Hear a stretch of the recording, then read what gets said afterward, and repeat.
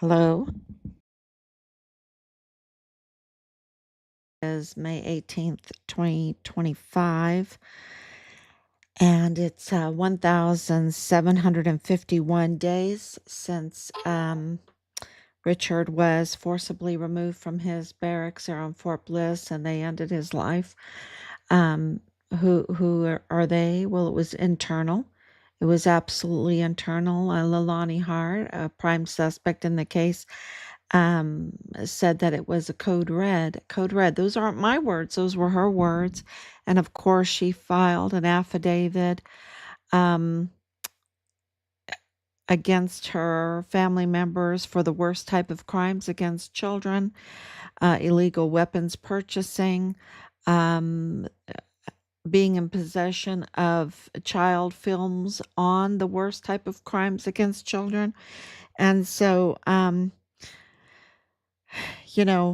we also have other and it's 1,007 other I can hear everybody other witnesses like Director of Emergency Services Thomas Kane. We have a letter from him that confirms that Colonel James Brady um, is a traitor. Really, is a traitor when you measure everything. When you measure the Walmart mass shooting and the cartel involvement on Fort Bliss, the hundreds of thousands of taken children that were trafficked that are now mostly dead. When you think about the ordered obstruction and interference with Richard's case by Lieutenant General Sean Bernabe and having Colonel um, Brady um, ban Judge Roger Rodriguez from Fort Bliss because in his official in his official um, uh, capacity, that's the right word, in Judge Rodriguez's official capacity, he filed a whistleblower report identifying the prime suspects, Leilani Hart and Tavita Nusa, CID agent right there on Fort Bliss, as the prime suspects in Richard's murder case, which identified, of course, Richard's platoon leader, Dallas Hart, and James Hart, who was in the VA there with IDS Pueblo. And so there was absolutely an order. It's been confirmed by Kayla Cardona, who was, of course, connected to Leilani Hart, that Lieutenant General Sean Bernabe absolutely ordered the obstruction and interference in the investigation into our son's murder case because he didn't want another Vanessa Guillen situation. He didn't want another Vanessa Guillen situation. And of course, she was in a relationship with Eric Johnson from CBP and also having security clearance um, while married to a JAG paralegal on base. But the problem is that Eric Johnson admitted in front of um, probably around 40 people that he loved crack cocaine.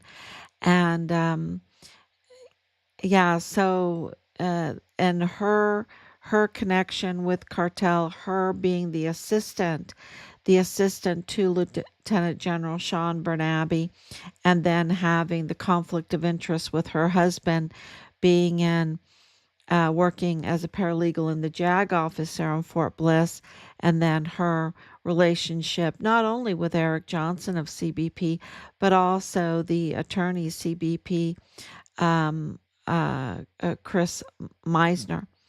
Uh, R.I.P. He's passed away. He's passed away.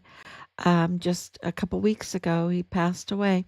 Chris Meisner did at what not even 50 years old, not even 50 years old.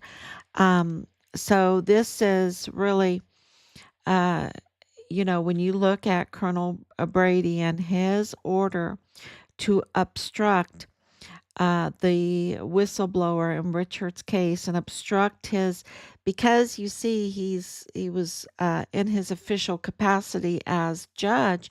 He could go and look at Richard everything. He could look at Richard's everything on base. So they illegally blocked illegally as DES Thomas Kane clearly confirmed in the letter. And we've posted the letter, and I need to repost it because it really, will wow. Well, it's like, really? Wow.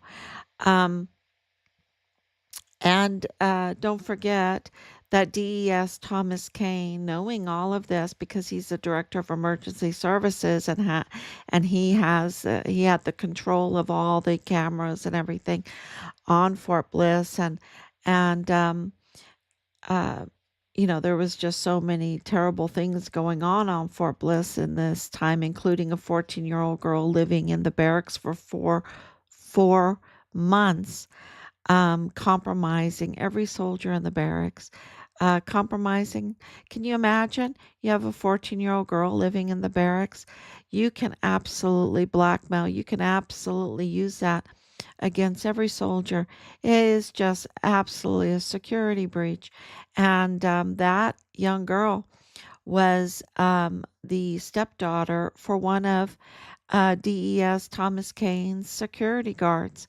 And so, you see that there was really a facilitating of compromising of our soldiers.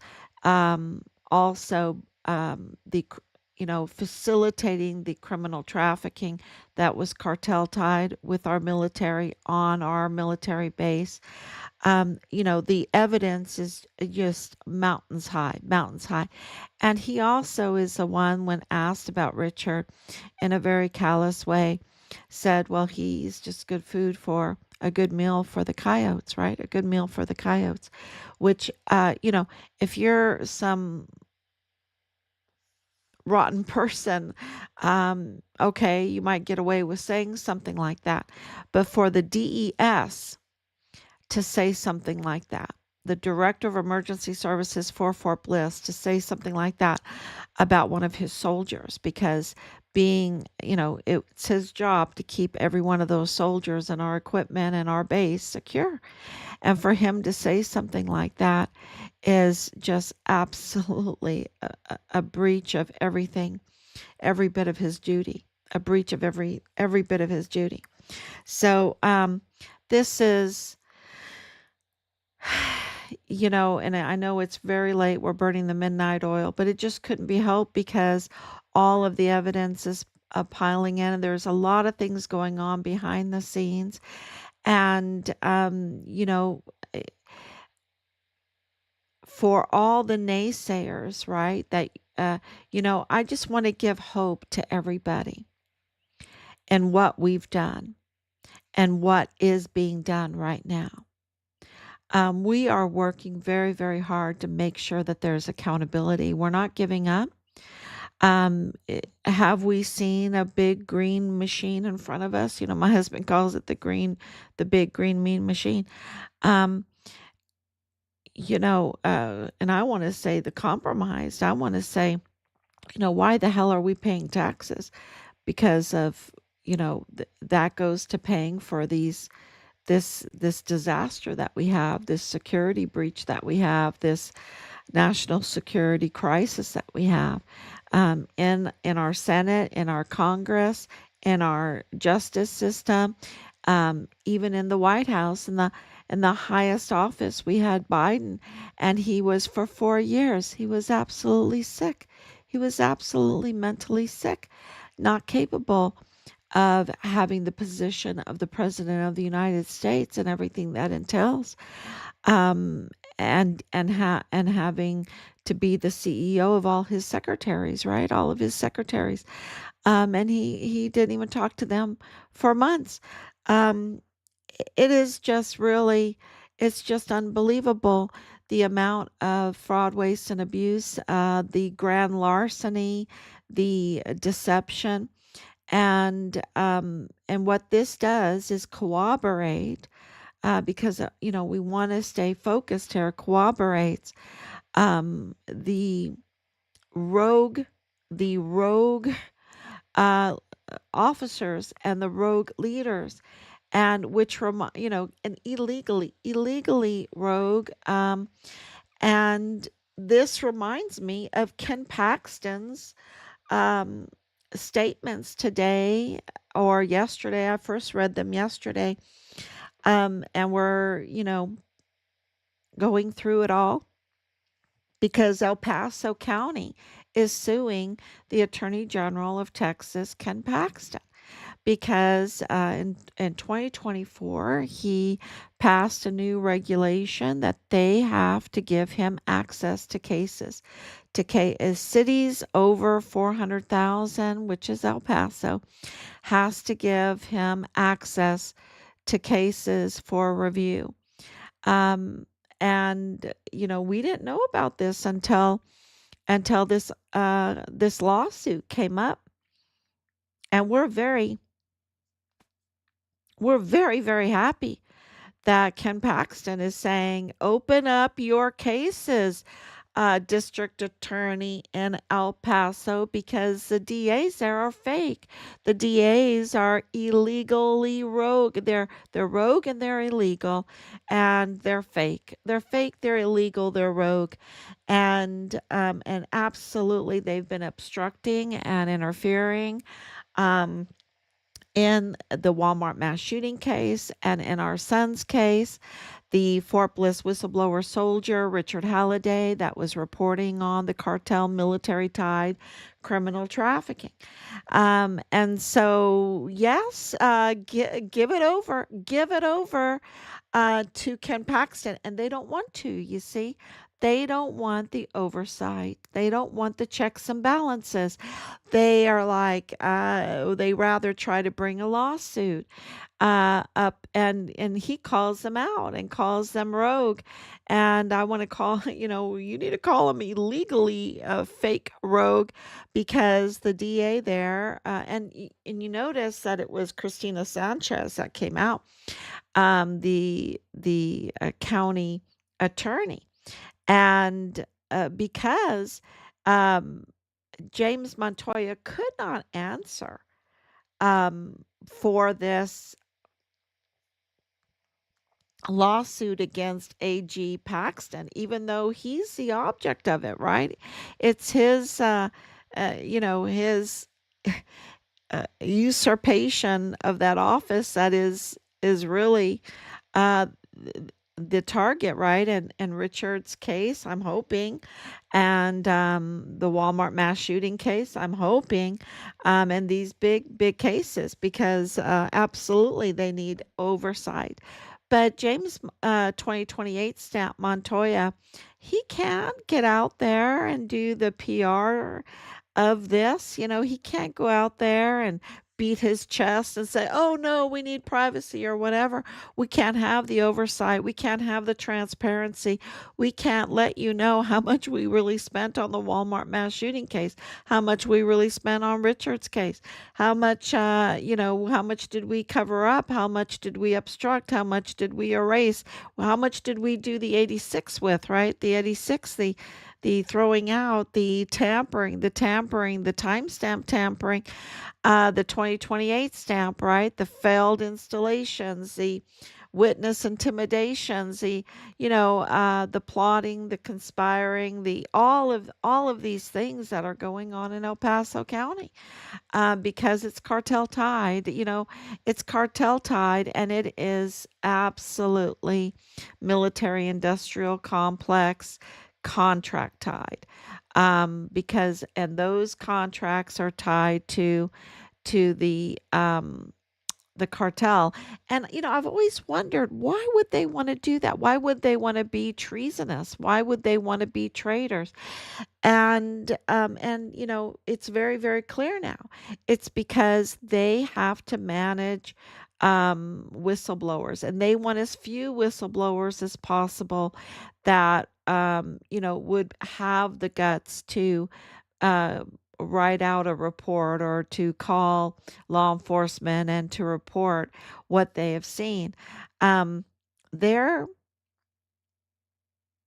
their criminal trafficking is so encompassing with with the children, with the illegal films, with the weapons and any other hardware, including ammunition. Uh, Also, all the substances, all of that. That is all ways to compromise people so much that they can't even be whistleblowers, you see, so that the contracts that they make, that no bid contract, we know of one of them.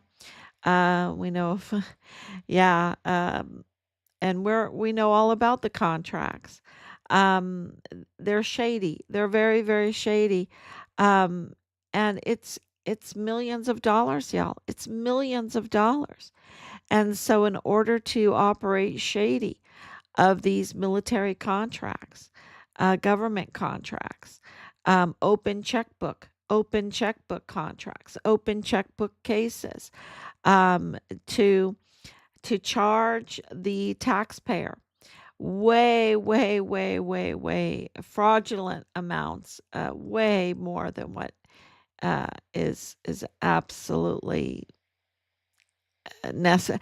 I mean, it's so bad, the fraud, waste, and abuse, the grand larceny, and we can't even fathom at this time how much they're stealing from us, because the true prices of everything, the true price of our security, the true price of law enforcement, everything is really, we don't know. We don't know it, because it's so inflated. It's been so inflated. It's kind of like this whole pharmaceutical thing where, and I lived in Europe, so you can get something for 20, $30 there, and you come over here and it's $1,500, right? And you can, if you live on the border, you absolutely know that. You get a gun, you can get a gun for $200, $300, and you can go and sell it across the border for $1,500. So, and that's what they were doing with the Walmart gift cards.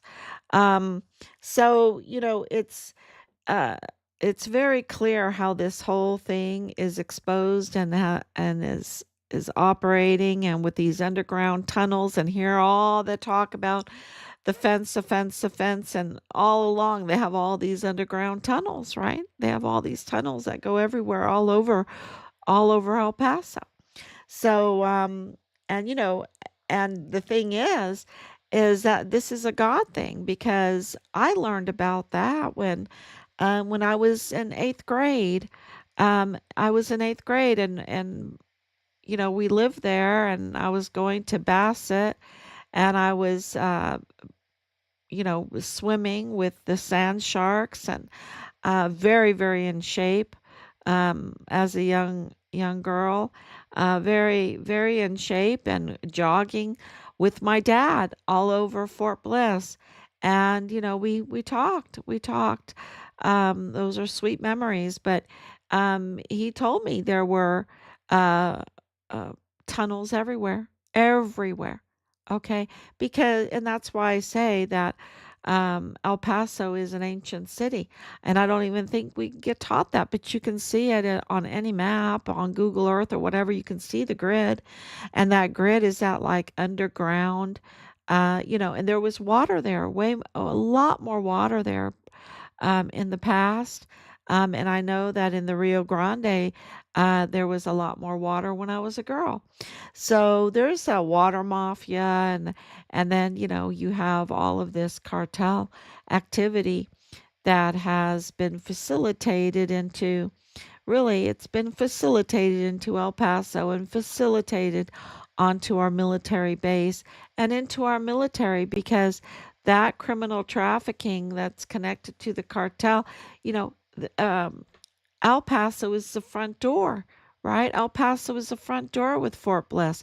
And then it gets trafficked to many other different places. So this is far reaching. This is very far reaching.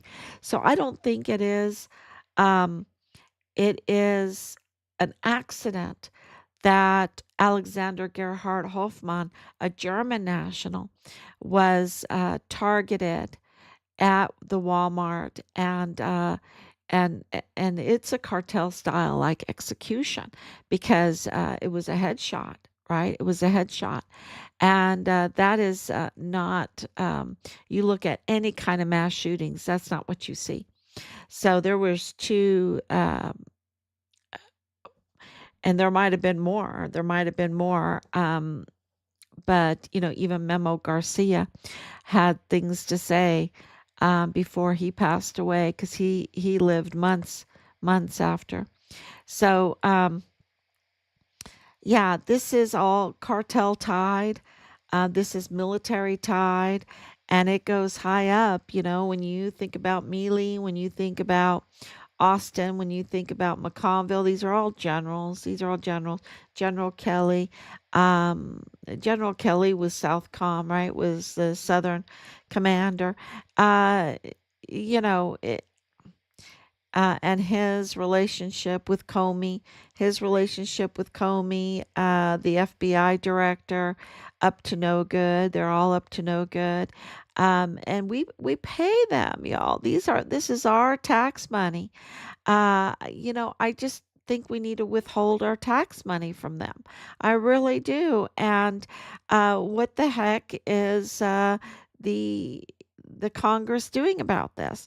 We need to hold our money from them because they're not doing their job, right? They're doing us harm. They're doing us harm. And then you have the situation like we're in, where you want to get justice for a major, you know, um, a capital case. You want to get justice, just like in the Walmart case, the victims they want justice. And you know, you have the obstruction. You have the obstruction and the interference and the callousness. And we have evidence upon evidence upon evidence, and I'll be sharing it with you. And I think Ken Paxton, now that he wants to run for senator of Texas, um, John Cornyn's position, which I hope he gets. I hope he gets. But this is a good case to watch because he is asking for the the case files for oversight of the case files, the Walmart case, the Richard Halliday's case, and El Paso County judicial system, which is totally broken, right?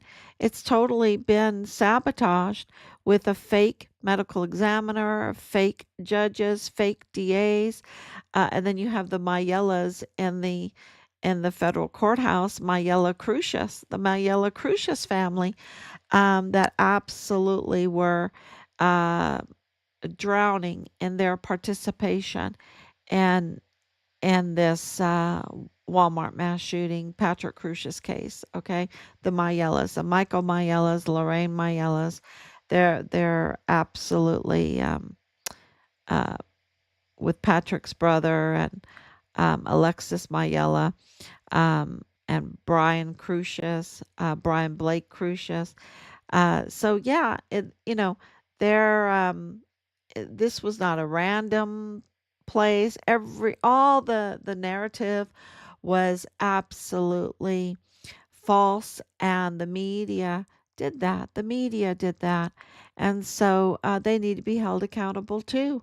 They absolutely need to be held accountable. So it is really sad again to bring another leader, and I don't even know if he made general, but Colonel James Bradley. Brady, sorry, James Brady, is up to no good. He's absolutely up to no good and cannot be. And also from New Mexico, it's like they bring all these generals home, but no, I think it's because of the connections. I think it's somebody in HR is creating all these positions, and and it's no wonder. I mean, it is a wonder why, like, Eddie Nieto is in the FBI field office in El Paso. Why wasn't he in Washington, D.C.? He would have been better in the Hoover building. But no, they put a native with cartel ties and his wife in working on Fort Bliss in intelligence in that area. Now, I'm sorry, but there's a lot of stink around this, a lot of rot, and that rot goes to Washington, D.C., right? It goes to Washington, D.C. So, you know, please share this information that we're giving out, and we hope that you have a great evening. And of course, we're not forgetting about Judge Sam Madrano and Joe Spencer of the Walmart mass shooting. We are not. They wanted to just close it down and like say, oh, okay, well, you know, it's closed now. Forget everything. Give Patrick Crucius a hug and let's get on our way. We got our millions. We got our millions and millions. We got our open checkbook. We did our delay and our seal and our deal, and our gag order and everything like that. And you know, so let's forget about it. Let's not think about the other shooters. Let's not think about the other shooters, right?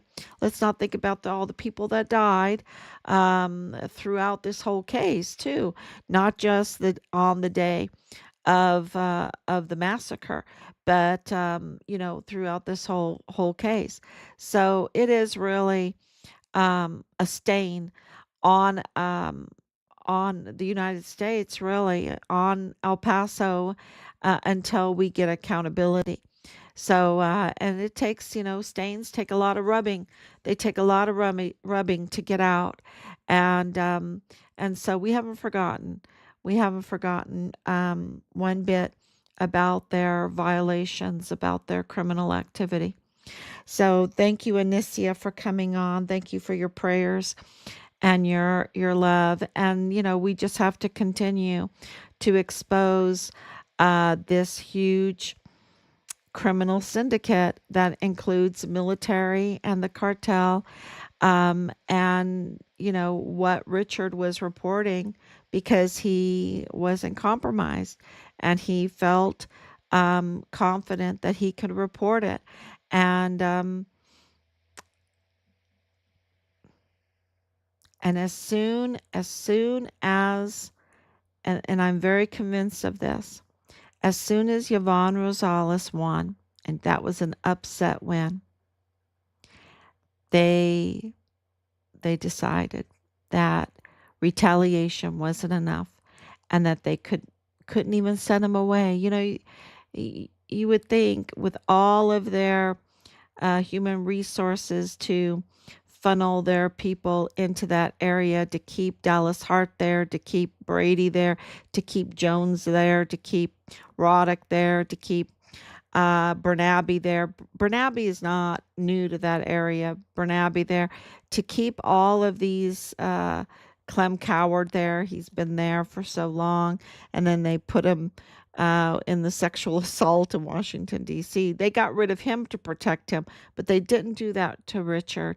They took his life. They decided to take his life because it upset them that Yvonne Rosales um, won that.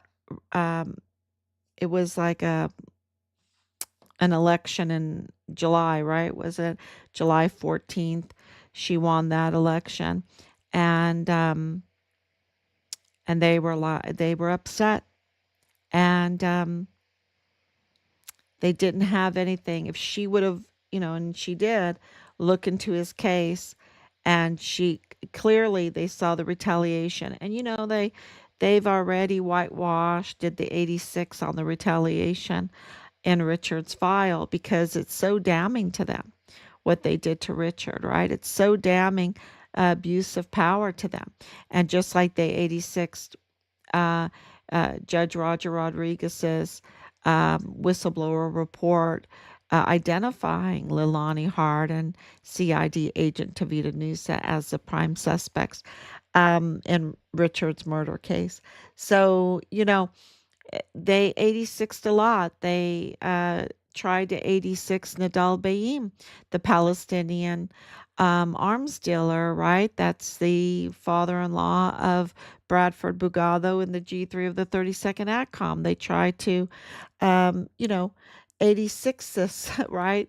They try to cover it up. And, y- 4 years ago when I would say these things, oh my gosh, this is so big, and and people would say, oh, it couldn't be that big, it couldn't involve that many people. And then you see what they did with President Biden. Biden, I don't even, he wasn't even president, y'all, because he wasn't even able, right? He wasn't even able. And it just asks, it's so frustrating because you say, well, who was leading our country? All they were worried about was covering up, and attacking any kind of person that was asking questions, right? And they were just covering up. And whether it doesn't matter what party you're in or whatever, but when we vote, we want a true person, an able person to do the job, and to be lied to and deceived, um, and then to be obstructed constantly and write letter upon letter upon letter. And you don't even know who to write a letter to because you don't know who really is pulling the strings, because everything is upside down. And this is our taxpayer money, right? This is our taxpayer money. So who was motivating Merrick Garland, right? I mean, who was pulling the strings for Merrick Garland? Who was looking into all this crime, right? Who was pulling the strings for Mealy? Because Mealy, absolutely, his commander in chief Biden was you know out of out of touch. And so after the mutiny, I mean, I would even call it like a little, what would you call it? With President Trump, absolutely a mutiny, absolutely a mutiny, because they weren't following orders. They weren't following his orders, and they were colluding and conspiring against him. And you saw that with Kelly and Comey and Mealy, and everything going on at Fort Bliss. So, and the Walmart mass shooting, absolutely a grand theft mutiny. The Walmart mass shooting, I've really, you know, everybody has put their heads together here, and it is a grand theft mutiny. That's what that was. And, you know, but what do you call all those that were protecting Biden, right? Um, and deceiving, well, those that wanted to be deceived. Many of us knew, right? Many of us knew, and we were just trying to work the system that was a broken system. And that's what's so frustrating when you have a case like ours, that is so absolutely heartbreaking. And uh, yeah, it's and such a national security threat at the same time. It's really, I just can't even tell you the emotions with all of this. And we have really, really good news behind the scenes now. And when you get that good news finally, um, there's just a lot happening behind the scenes. And I think that the Ken Paxton um, article, where El Paso County and Travis County also is suing Ken Paxton, I think it is a huge indication of them. Just, it's like gnashing of teeth. It's like clawing, trying to, and you see that when you see Christina Sanchez's face, it's not a good face. It's not a good face. It's a worried face, and she should be worried. She's an absolute criminal, absolute criminal. I don't know about this other Travis lady, but I know that she's a total criminal. So, yeah, thank you so much for coming on. And Brady is a criminal too now. So we have Bernabe, we have Brady, we have Command Sergeant Major Jake Jakovitz, we have Stewart, we have Michael Garrett. Um, yeah, it just goes on and on. So, but we need to name them and we need to identify them because they need to be held accountable. So please pass that on. And thank you for your patience. Thank you for your